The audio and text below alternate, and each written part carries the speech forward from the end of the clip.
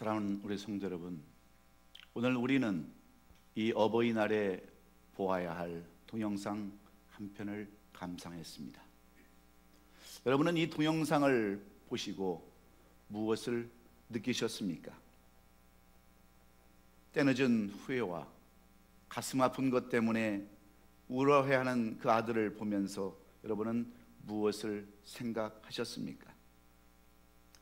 저는 이 모습을 보면서 바로 저런 아들의 모습이 나의 모습이었기 때문입니다.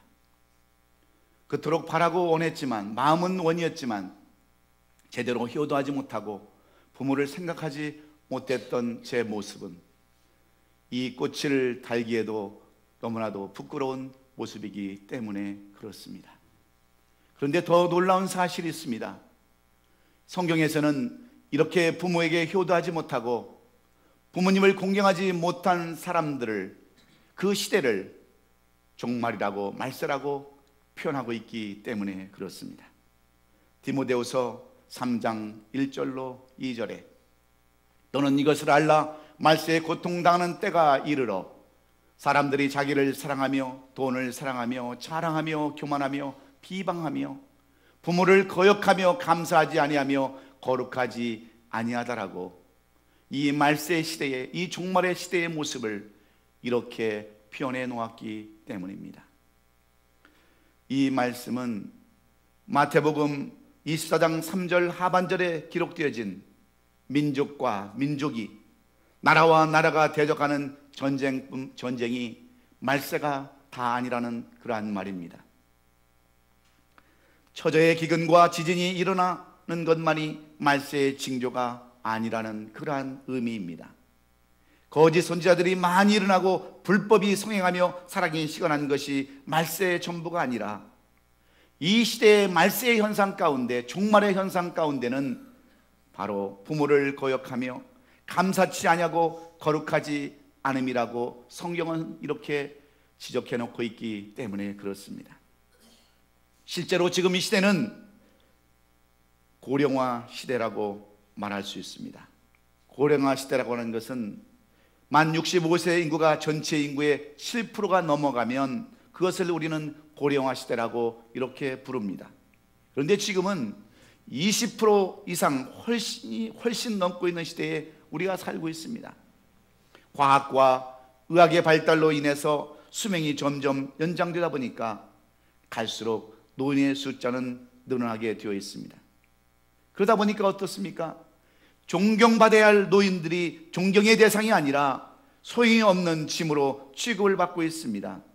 귀찮은 존재로 여겨지고 있습니다. 제가 이따금 양로원을 방문하다 보면 얼마나 불쌍한 노인들이 많이 있는지 모릅니다. 그저 목숨이 끊어질 날만을 기다리면서 하루하루 외로운 시대를 보내는 노인들이 방마다 가득 차 있습니다. 목이 빠지도록 가족을 기다리는 노인들의 그 애처롭게 바라보는, 현관만 바라보는 그 노인들을 보면서 저는 많은 것을 깨달았습니다. 우리가 부모를 학대하고 못살게 하고 힘들게 하는 것이, 그것만이 불효가 아니라 저렇게 노인을 방치해놓고 부모를 방치해놓고 외롭게 하고 힘들게 하는 것, 그것이 바로 불효라는 것을 많이 깨닫습니다. 무관심도 학대와 똑같다는 것을 저는 늘 깨닫습니다. 왜 그렇습니까? 이것이 바로 불효이기 때문입니다. 그런데 이런 사람들을 성경은 어떻게 해야 한다라고 말씀해 주고 있는 줄 여러분은 아십니까? 이렇게 불효하고 무관심하고 부모님을 방치하는 그러한 사람들을 성경은 어떻게 다스려야 한다라고 말씀해 놓고 있는지 우리는 출애굽기 21장 15절을 살펴봐야 합니다. 우리 다 같이 한번 읽습니다. 시작. 자기 아버지나 어머니를 치는 자는 반드시 죽일지니라, 이렇게 말씀하고 있습니다. 또 레위기 20장 9절에서는 뭐라고 말씀하고 있는 줄 아십니까? 만일 누구든지 자기 아버지나 어머니를 저주하는 자는 반드시 죽일지니 그가 자기의 아버지나 어머니를 저주했은즉 그의 피가 자기에게로 돌아가리라, 이렇게까지 말씀해 놓았습니다. 그런데 더 심한 말씀은 잠언서 30장 17절에 기록해 놓았습니다. 아비를 조롱하며 어미 순종하기를 싫어하는 자의 눈은 골짜기에 까마귀에게 쪼이고 독수리에게 먹히리라, 이렇게 말씀합니다. 살인하고 간음한 자만 때려 죽이라는 것이 아닙니다. 효도하지 못하는 부르자도 다 때려 죽이라고 성경은 이렇게 명령하고 있습니다. 효도하지 않는 자식은 똑같이 당하게 해야 된다고 하는 것, 눈을 까마귀와 독수리에게 파먹게 하라고 하는 이 무시한 말씀은 왜 이런 말씀을 주시는 것일까요?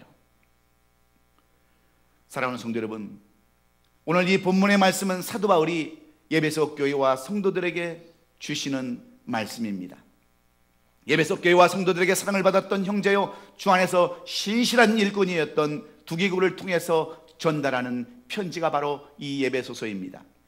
이 말씀은 특별히 에베소 교회와 성도들에게 너무나도 필요한 말씀이었기에 사도 바울은 두기구를 통해서 그들에게 이 에베소서의 말씀을 전달하고 있는데, 왜 이런 말씀을 전하는 것일까요? 당시 에베소 교회는 사도 바울이 제2차 전도 여행 때에 세운 교회입니다. 로마 시대에 가장 번성했던 예루살렘과 안디옥과 더불어서 3대 도시의 하나였던 이 에베소 교회를 세우고, 사도 바울은 심혈을 기울여서 이 에베소 교회와 성도들에게 말씀을 가르쳤습니다. 하나님의 말씀은 이렇다라고, 예수 그리스도의 사랑은 이렇다라고 그는 심혈을 기울여서 두란노서원에서 3년 가까이 머물면서 말씀을 가르쳤습니다. 그래서 이 교회는 크게 성장했습니다. 많은 사람들이 예수 그리스도를 영접하고 주님의 사랑을 체험하며 그렇게 부흥했던 교회가 에베소 교회입니다. 그런데 시간이 지나면서 이 에베소 교회와 성도들은 변화되기 시작합니다. 변질되기 시작합니다. 당시 세계를 장악했던 로마 시대의 상황적인 상황에 따라서 힘없고 연약한 노인과 여자들과 아이들은 무시하고 말았습니다. 강한 사람들만이 살아남을 수 있다고 하는 그 시대적인 흐름에 따라서, 세상적인 풍조에 따라서 그들도 점차 변질되어 갈 수밖에 없었습니다. 그래서 그들은 어떻습니까? 힘없고 또 병든 그러한 노인들이나 여자나 어린아이들은 어느 곳에서도 취급을 하지 않았습니다. 숫자에도 포함시키지 않았습니다. 이런 에베소 교회와 성도들에게 자녀들아 너의 부모를 주 안에서 순종하라, 이것이 옳으니라고 사도 바울은 권면하고 있습니다. 왜 그렇습니까? 신앙은 가졌는데, 말씀은 배워서 아는데 그들은 부모를 섬기지 못하고 노약자들을 섬기지 아니했기 때문에 사도 바울은 그들에게 이것을 깨닫게 하기 위해서 너희는 먼저 부모를 공경하라, 이렇게 권면해 주고 있습니다. 여러분, 이 에베소 교회는 어떤 교회입니까? 오늘 우리가 요한복음에 보면, 이 요한계시록에 보면 이 에베소 교회에 대한 내용을 잘 사도 요한은 기록해 놓았습니다. 요한계시록 2장 1절로 7절의 말씀 속에서 이 에베소에 대한 교회를 말씀하고 있는데, 특별히 2절과 3절에 보면 이 에베소 교회에 대한 내용을 이렇게 기록해 놓았습니다. 내가 내 행위와 수고와 내 인내를 알고 또 악한 자들을 용납하지 아니한 것과 자칭 사도라 내 아닌 자들을 시험하여 그의 거짓된 것을 내가 드러낸 것과 또 내가 참고 내 이름을 위하여 견디고 게으르지 않은 것을 안다라고, 이렇게 사도 요한은 에베소 교회에 대해서 기록해 놓았습니다. 그들이 정말 참으로 신앙적으로는 훌륭한 업적을 남겼다고 이렇게 말하고 있습니다. 참고 견디고 이단을 몰아내며 열심히 신앙생활한 것 칭찬받을 일이라고 이렇게 기록해 놓았습니다. 그런데 4절에 가보면 뭐라고 써놨습니까? 4절에 보면 그러나 너를 책망할 것인 나니 너의 처음 사랑을 버렸느니라, 이렇게 책망하고 있습니다. 에베소 교회와 성도들은 처음 사랑을 버려서 책망을 받았다라고 말씀하는 겁니다. 여러분, 처음 사랑이 무엇일까요? 요즘 잘 팔리고 있는 소주 이름이 처음 사랑입니까? 처음 사랑이 무엇입니까?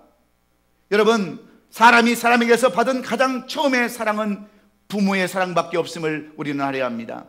그래서 사도 바울은 오늘 본문 6장 2절에서 내 아버지와 어머니를 공경하라, 이것이 약속이 있는 첫 계명, 이라고 말씀하고 있습니다. 그렇다면 우리는 오늘 첫 계명이 무엇인지, 약속에 있는 이 첫 계명이 무엇인지 우리가 그 내용을 알아야 오늘 부모의 효도에 대한 내용들을 더 깊이 알 수 있습니다. 여러분, 십계명은 이스라엘 백성들을 향해서 모세에게 주신 하나님의 말씀입니다. 모세가 이스라엘 백성들 데리고 시내 광야에 도착했을 때 하나님께서는 이 이스라엘 백성들이 지켜야 할 율법인 십계명을 주셨습니다. 모세가 시내산에 도착해 되었을 때 하나님은 모세를 부르시고 두 돌판에 십계명을 새겨 주셨는데, 첫 번째 계명에는 네 계명이 기록되어 있습니다. 바로 하나님의 관계를 어떻게 해야 되는가 이한 내용을 네 계명으로 첫 번째 돌판에 새겨 주셨고, 두 번째 돌판에는 인간과의 관계에 있어서 우리는 어떻게 살아야 되는가, 그 인간과의 관계를 두 번째 돌판에 6가지 내용들로 새겨져 주셨습니다. 그래서 이 첫 번째 돌판은 위로는 하나님과의 관계를 어떻게 해야 하며 옆으로는 인간과의 관계를 어떻게 해야 되는가, 그래서 하나님께서 원하시는 올바른 사람들의 삶이 무엇인가를 십계명에 새겨 주셨는데, 특별히 두 번째 돌판에 기록되어진 제5계명에 보면 내 부모를 공경하라, 그리하면 너희 하나님 나 여호와가 내게 준 땅에서 생명이 길이라고 이렇게 두 번째 돌판 첫 계명으로 이렇게 말씀해 주셨기에 우리는 이것을 첫 계명이라, 약속 있는 첫 계명이라 말씀합니다. 하나님은 우리에게 십계명을 주시면서 8가지 계명은 하지 말라고 말씀했습니다. 그리고 2가지의 계명은 하라고 말씀하셨는데, 이 하라고 말씀하신 말씀 중에서는 약속 있는 계명이 있습니다. 그것이 바로 이 첫 돌판에 새겨진 제4계명 안식일을 지켜라, 그리고 제5계명인 두 번째 돌판의 첫 계명인 내 부모를 공경하라 하는 그러한 약속 있는 계명입니다.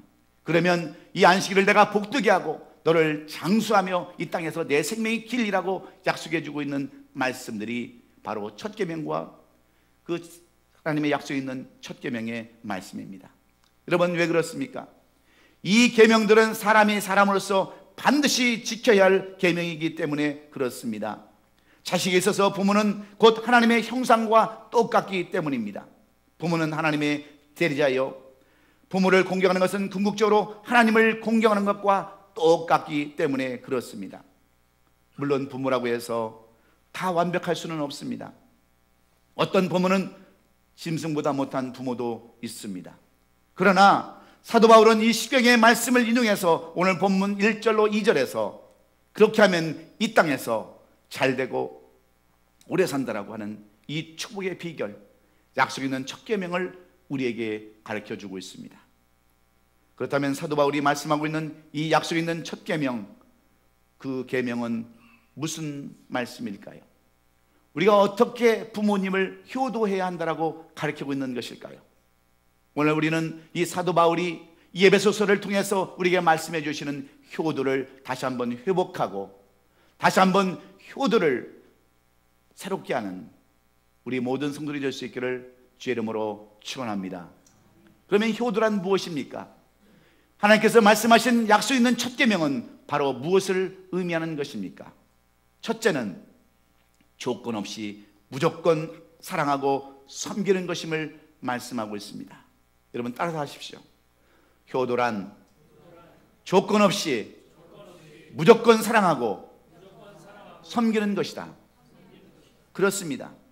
오늘 1절의 말씀을 보면 자녀들아 너희의 부모를 주 안에서 순종하라, 이것이 옳으니라고 이렇게 말씀합니다. 여기서 우리는 부모를 주 안에서 순종하라는 말씀이 어떤 말씀인가를 먼저 알아야 합니다.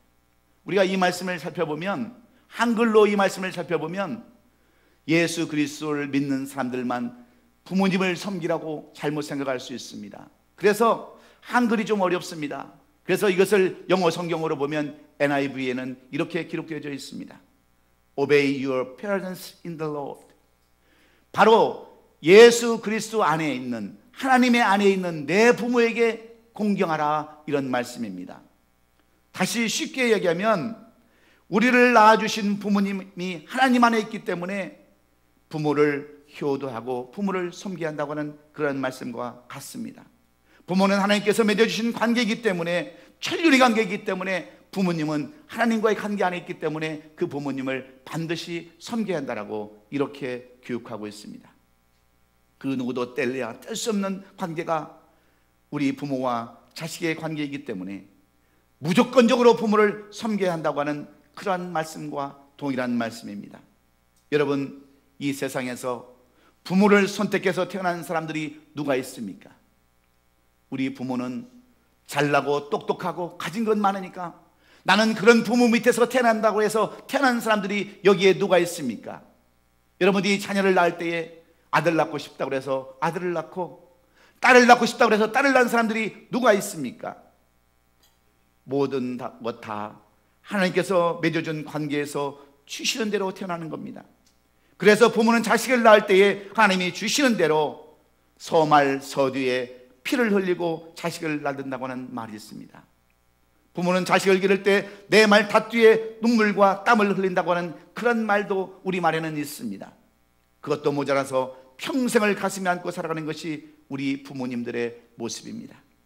이것이 우리를 낳아주신 부모님이기에 이 세상에서 가장 아름다운 그런 이름이 바로 어머니, 아버지 아닙니까?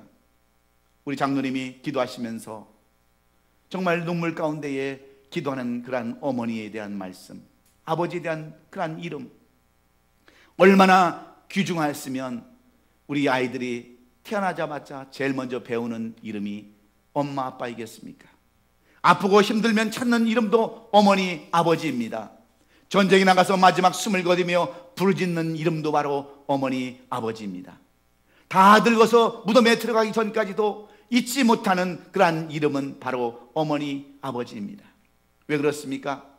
하나님이 맺어주신 천륜의 관계가 바로 부모와 자식과의 관계이기 때문에 그런 줄로 믿습니다. 그러므로 부모를 공경하는데 조건이 있을 수 없습니다. 부모에게 효도하는데 이유가 있을 수 없습니다. 싫던 좋던 무조건 해야 하는 것이 부모에게 효도하는 것인 줄로 믿습니다. 그런데 많은 자녀들은 어떻습니까? 부모에게 재산을 물려받지 못했다라고 등을 돌려버립니다. 부모의 구실 제대로 못했다라고 외면합니다. 불의자의 길을 가고 있습니다. 이런 사람들을 성경에서는 어떻게 해야 된다라고 말씀하셨습니까? 돌로 때려 죽여야 한다라고 말씀하고 있지 않습니까? 눈을 파서 까마귀나 독수리에게 주어야 한다라고 그렇게까지 말씀하고 있습니다. 왜 그렇습니까? 미물인 까마귀는 평소에 나뭇가지에 앉아도 늙은 부모나 또 자기보다 연로한 까마귀 위에는 앉는 법이 없다고 합니다. 그뿐만 아니라 어미나 아비가 늙어서 먹이를 구하지 못할 때 새끼는 그 어미나 아비가 죽을 때까지 먹이를 물어다 그 평생을 봉양하는 것이 까마귀라고 합니다. 여러분, 그런데 우리는 어떻습니까? 만물의 영장이라고 하는 인간으로 태어나서 부모에게 효도하지 않는 것은 이런 미임을 까마귀보다 못하기 때문에 차라리 눈을 빼서 까마귀 먹이로 주라고 이렇게까지 이야기하고 있는 것입니다. 여러분, 옆에 사람들 한번 눈 빠지게 한번 보세요. 눈을 크게 뜨고 한번 보세요. 돌 맞아 죽을 사람인지 아닌지 한번 살펴보세요. 눈을 빼야 할 사람인지 아닌지 한번 살펴보세요. 그리고 이렇게 인사하십시다. 효도는 무조건 하는 것입니다. 인사하십시다.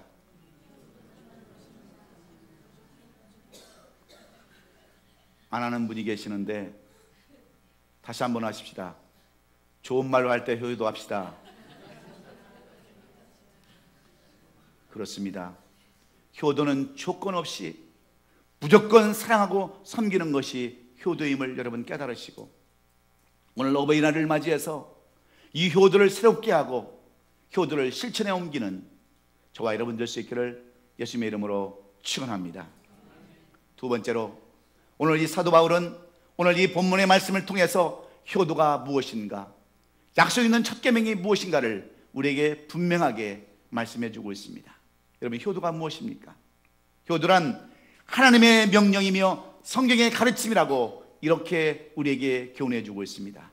여러분, 따라서 하십시오. 효도란 하나님의 명령이며 성경의 가르침이다. 그렇습니다.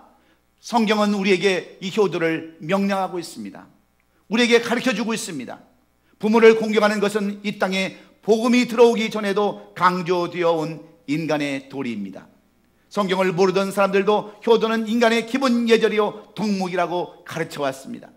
공자도 맹자도 석가도 마호메트도 이 효도 세상을 다 똑같이 가르쳤습니다. 힘든 세상의 임금들도 부모를 섬기는 것이 백성의 본분이라고 강조해 왔습니다. 그러나 성경은 그 어떤 종교나 그 철학에서 강조하는 것보다 부모에게 효도하는 것을 명령어로 하고 있다고 하는 것 우리는 기억해야 합니다. 가르치는 것으로 끝나는 것이 아니라 반드시 해야 할 명령으로 강조하고 있음을 우리는 알아야 합니다. 그리고 그 명령을 지키지 않는 불의자는 돌로 쳐 죽이라고 말씀합니다. 눈을 파서 까마귀나 독수리에게 먹이라고까지 하셨습니다. 그런데 이것을 모르는 사람들은 기독교를 어떻게 이야기합니까? 불의의 종교라고 이야기합니다. 특히 유교에서는 조상에게 제사를 안 지낸다고 기독교를 부모도 모르는 종교라고 비난합니다. 그러나 하나님은 부모를 섬기는 것을 첫 번째 계명으로 삼으라고 명령하셨습니다. 돌아가셨을 때보다도 살아계실 때 효도하라고 우리에게 교훈해 주고 있습니다. 왜 그런지 아십니까? 하나님은 우리의 부모 수준을 하나님의 수준에 두고 있기 때문입니다. 그래서 하나님을 불신하는 자들이나 부모님을 거역하고 불의하는 자들에게 주시는 징벌이 똑같다라고 이렇게 말씀합니다. 사랑하는 성도 여러분, 부모를 공경하는 것은 하나님께서 우리에게 주시는 명령이라는 것, 이 시간 분명히 기억하시기를 예수님의 이름으로 축원합니다. 해도 되고 안 해도 되는 것이 아니라 반드시 해야 하는 명령이기에 우리는 이 명령에 복종해야 합니다. 그래서 부모에게 효도하는 사람이 신앙생활도 잘하게 되어 있습니다. 교회에 와서 헌신하고 희생하고 그 모든 것도 잘하게 되어 있습니다. 여러분, 보이는 부모도 섬기지 못하면서 어떻게 보이지 않는 하나님을 섬길 수 있다라고 여러분은 생각하십니까? 그러므로 명령은 힘들어도 하는 겁니다. 무조건 복종하는 것입니다. 흉내만 내도 아름다운 것이 효도라는 것 우리는 기억해야 합니다. 조선시대에 어느 임금님이 한양에서 개성으로 행차를 하게 되었습니다. 이 소문이 개성 온 동네 온 성읍에 퍼지자 수많은 사람들이 몰려들었습니다. 그때 어느 개성 시내 저 외딴 시골에 한 늙은 어머니, 병든 어머니가 효도하는 자식에게 이렇게 부탁을 했습니다. 얘야, 내가 듣자하니 임금님이 이 개성을 온다는데 내 소원이, 내 마지막 소원이 임금님 얼굴이라도 한번 보고 죽는 것이 내 소원이다 그랬습니다. 그러자 이 젊은 청년은 자기 어머니를 짊어매고 그 먼 곳까지 걸어와서 그 임금님의 지나가는 행렬을 구경하기를 원했습니다. 그런데 사람이 너무 많습니다. 제대로 볼 수도 없었지만 어머니를 업고 임금님의 행렬이 지나가기를 기다렸습니다. 그런데 임금님이 가마에서 이렇게 보니까 어떤 청년이 다 늙은 어머니를 업고 있는 거예요. 그래서 가던 행렬을 멈추고 그 젊은 청년을 불렀습니다. 자취정을 불렀습니다. 그랬더니 이제 얼마 남지 않은 우리 어머니가 마지막으로 임금님 얼굴이라도 한번 보고 싶어서 제가 이렇게 어머니를 모시고 왔습니다. 업고 왔습니다 하자 임금님은 너무나도 기뻐하면서 이 청년에게 100냥의 엽전과 10섬의 쌀을 하사하도록 그렇게 했습니다. 그런데 그 동네에는 풀이막심한 청년이 있었습니다. 이 소식을 듣자 가기 싫다는 어머니를 억지로 들쳐업고 임금님 가는 길을 서 있었어요. 그 임금님 딱 보니까 어떤 젊은 청년이 어머니를 업고 있는 거예요. 그래서 불렀습니다. 그랬더니 옆에 있는 원님들이 이야기를 합니다. 저놈은 세상에 때려 죽일 놈입니다. 임금님께서 젊은 그 효도하는 청년에게 상금을 베풀자 이 청년도 임금님에게 상금을 받으려고 이렇게 겪고 나왔습니다. 저놈은 상을 줄 것이 아니라 매로 다스려야 합니다라고 원님들이 이렇게 원성을 높이자 임금님은 껄껄껄 웃으시면서 이렇게 얘기했습니다. 아니다. 효도라는 것은 흉나만 내도 아름다운 것이다 하면서 이 청년에게도 똑같이 100냥의 돈과 10셈의 쌀을 주었다고 하는 이야기가 전해져 내려오고 있습니다. 그래서 이 청년은 그 뒤부터 깨닫고 자기 어머니를 잘 봉양해서 효자가 되었다고 하는 전설 따라 삼천리 같은 이야기가 전해져 내려오고 있습니다. 여러분, 무엇을 말씀하려고 하는 겁니까? 효도는 흉내만 내도 아름다운 것인 줄로 믿습니다. 여러분, 힘들어도 어려워도 부모를 잘 섬기면, 하나님의 명령에 순종하면 여러분의 삶에도 인생에도 빛을 볼 날이 있는 줄로 믿습니다. 효도는 하나님의 명령이기 때문입니다. 그러므로 이 어버이날을 맞이해서 효도를 새롭게 하는 저와 여러분 되시기를 주의 이름으로 축원합니다. 흉내라도 내시는 여러분이 되셔서 우리 부모님을 기쁘게 하고 우리 하나님을 기쁘시게 하는 우리 모든 성도들 되시기를 예수님의 이름으로 축원합니다.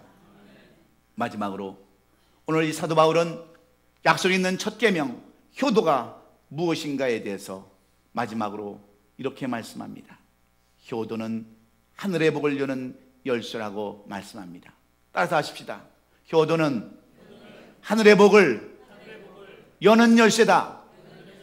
그렇습니다. 하나님은 우리에게 복을 주시려고 태초부터 작정하신 분이 바로 우리 하나님이십니다. 하나님은 이 우주 만물을 지으시고 사람을 지으신 다음에 생육하고 번성하여 땅에 충만하라고 말씀합니다. 땅을 정복하고 모든 것을 다스리라고 하셨습니다. 그리고 다 누리라고 말씀하셨습니다. 그런데 아담과 하와는 그 복을 다 누리지 못하고 에덴 동산에서 쫓겨나고 말았습니다.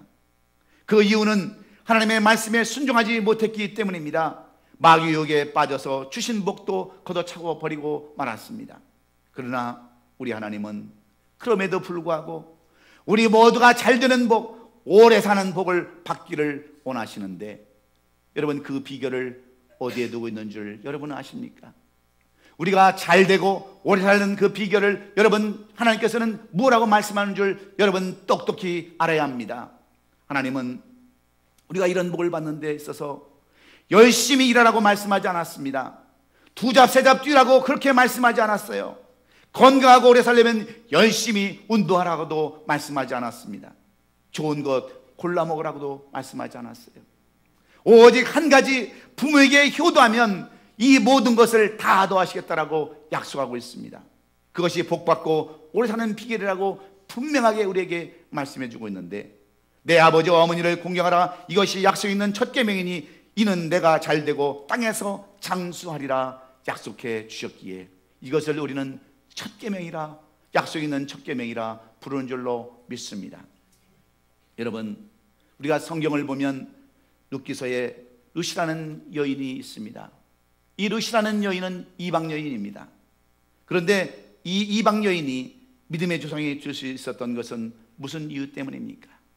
비록 모압 땅에서 살던 여인이었지만 그 어머니, 시어머니 나오미를 잘 봉양해서 나중에는 보아스를 만나고 이 성경에 기록되어지는 예수 그리스도의 조상이 되는 놀라운 이름으로, 축복받은 이름으로 기록되어져 있습니다. 그런가 하면 아버지를 섬기지 못하고 배신하며 불의를 일삼았던 다윗의 아들 압살롬은 젊을 때, 청년 때에 죽임을 당했습니다. 바로 잠언 20장 20절에 기록된 것처럼 자기 아비나 어미에게 저주하는 자는 그 등불이 유암중에 꺼짐을 당하리라 그렇게 말씀하셨기 때문에 그렇습니다. 그러므로 여러분, 핑계대지 마십시오. 여러분, 이유되지 마십시오. 나는 부모가 없다고 여러분 말하지 마십시오. 친부모가 없으면 시아버지, 시어머니도 부모입니다. 장인, 장모도 부모입니다. 육적인 부모가 없으면 영적인 부모도 있습니다. 육신으로 낳아준 부모가 버렸다고 한다면 가슴으로 낳아진 양부모도 있습니다. 선생님도 사부라 부릅니다. 임금님도 국부라 부릅니다. 아버지가 없다고, 어머니가 없다고 이유되는 것은 잘못된 것입니다. 그래서 예수님은 어떤 삶을 사신 줄 여러분 아십니까? 빌립보서 2장 6절에 그는 근본 하나님의 본체시나 하나님과 동등됨을 취할 것으로 여기지 아니하셨다라고 말씀합니다. 하나님과 똑같은 삼위일체의 예수님이지만 그는 그를 낳아주신 어머니, 육체로 그를 낳아주신 어머니 마리아를 어떻게 봉양한 줄 아십니까? 십자가에 달리셔서 마지막 그 고통당하는 가운데도 그는 사랑하는 그 제자 요한에게 그의 어머니를 부탁하지 않습니까? 요한복음 19장 26절에 예수께서 자기 어머니와 사랑하시는 제자가 곁에 서 있는 것을 보시고 자기 어머니께 말씀하시되 여자여 보소서 아들이 나시고, 이 사도 요한에게 자기 어머니를 간절하게 부탁하고 잘 보호해달라고 부탁하는 마지막 십자가에서의 예수님을 우리는 발견할 수 있습니다. 여러분, 예수님은 하나님과 동등하신 분이에요. 못할 일이 없는 분이 바로 우리 예수님이십니다. 그럼에도 불구하고 육으로 낳아주신 그 마리아를 끝까지 봉양하기를 원했던 그 예수님의 효도하는 마음을 오늘 우리가 본받는다면 우리도 여러분 무엇을 못할 수가 있겠습니까? 어찌 우리가 부모님을 여러분 모른다 할 수 있겠습니까? 지난주에 어느 목사님이 저한테 카톡을 하나 보내왔어요. 그 카톡 내용을 보니까 어떤 어머니가 길가에다가 현수막을 걸었는데 꽃으로 퉁치지 마세요 라고 그렇게 써놨더라고요. 여러분, 우리는 어버이날이 되면 어떻게 합니까? 꽃으로 대신합니다. 그냥 꽃으로 꽃 하나 달아주는 것을 우리는 효도라고 생각합니다. 그런데 여러분, 효도가 무엇입니까? 효도는 무조건 섬기고 무조건 사랑하는 것입니다. 효도는 하나님의 명령이고 성경이 가르치는 가르침입니다. 효도는 복받는 지름길이라는 것을 여러분 기억하시고 이 어버이날에 다시 한번 우리 자신 한번 되돌아보십시오. 나는 정말 효도하고 있는가? 여러분, 안 되는 일이 있으십니까? 몸부림쳐도 되는 일이 여러분 없으십니까? 물질 때문에 고난당하면서 힘든 삶을 살고 있으십니까? 그렇다면 여러분 자신 한번 살펴보세요. 나는 정말 우리 부모님에게 효도하는 삶을 살았는가? 살펴보면서 오늘 이 효도를 새롭게 하십시다. 이 효도를 여러분 한번 회복하십시다. 그래서 하나님께서 우리에게 쏟아 부어주시겠다고 약속하신 그 첫 계명을 여러분 삶 가운데 회복하고 나도 이렇게 효도했더니 이런 복을 주셨다라고 간증할 수 있는 우리 모든 성도들이 될 수 있기를 예수님의 이름으로 축원합니다. 축원합니다.